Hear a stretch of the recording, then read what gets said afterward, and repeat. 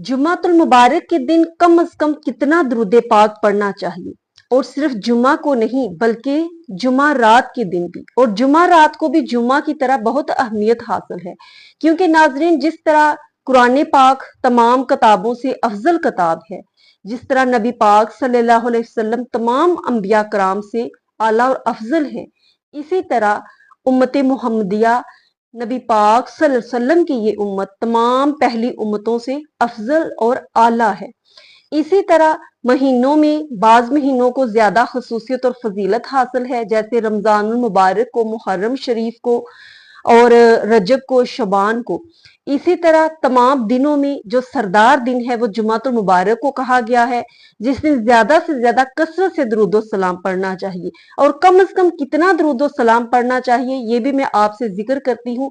सबसे पहले, अगर आप पहली दफा आए हैं तो चैनल को सब्सक्राइब कर लीजिए, वीडियो को आखिर तक जरूर सुनिएगा ताकि आपको कुछ इसके फवायद हासिल हो सके। जुम्मा रात के बारे में मैं आपको बताऊं कि हजरत अली अल मुर्तजा रजी अल्लाह ताला अन्हु से रवायत है। आप फरमाते हैं कि जब तुम किसी काम के करने का इरादा करो तो कोशिश करो कि वो जुम्मा रात को शुरू किया जाए। तो नबी पाक सल्लल्लाहु अलैहि वसल्लम का भी अमल मुबारक था कि आप जुम्मा रात को सफर करना बहुत पसंद फरमाया करते थे। तो हजरत अली भी फरमा रहे हैं कि जब तुम किसी नेक काम करने का इरादा करो, कोई भी दुनियावी काम हो सकता है, कोई भी मामला तय करने हो, तो ज्यादा कोशिश करो कि जुम्मा रात का दिन मखसूस करो, जुम्मा रात से उसको स्टार्ट करो। इसी तरह फरमाया कि जब तुम घर से निकलो तो उस वक्त सूरह आले इमरान का आखिरी हिस्सा भी पढ़ लिया करो, सूरह फातिहा पढ़ा करो, सूरह कदर पढ़ा करो और आयतल कुर्सी पढ़ा करो, क्योंकि इसमें दुनिया और आखिरत की बहुत सी भलाइयां हैं। इसी तरह जुम्मातुल मुबारक का जो दिन है वो तमाम दिनों से अफजल दिन है। इस दिन जितना हो सके दुरूद सलाम जो है वो पेश करना चाहिए। और कम से कम कितना करना चाहिए? एक शख्स को ख्वाब में सरकारे दो आलम सल्लल्लाहु अलैहि वसल्लम की जियारत नसीब हुई। उसने हजूर सल्लल्लाहु अलैहि वसल्लम को सलाम अर्ज किया, लेकिन आपने कोई जवाब नहीं दिया, बल्कि आपने रूहे मुबारक दूसरी तरफ फेर लिया। उसने दूसरी तरफ से होकर आपको सलाम अर्ज किया, आपने रूहे मुबारक दूसरी तरफ फेर लिया। 3 दफा सलाम किया लेकिन आपने जवाब नहीं दिया। हत्ता कि उसने अर्ज की, या रसूलुल्लाह, मैंने तो सुना था उल्मा से कि आप अपने उम्मतियों को उनकी माओ से भी ज्यादा पहचानते हैं, लेकिन क्या आप मुझे पहचानते नहीं?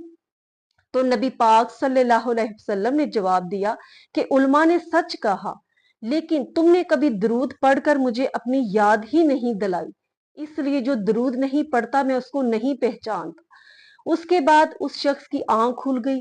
अब उसने मामूल के साथ दरूद सलाम को पढ़ना स्टार्ट कर दिया।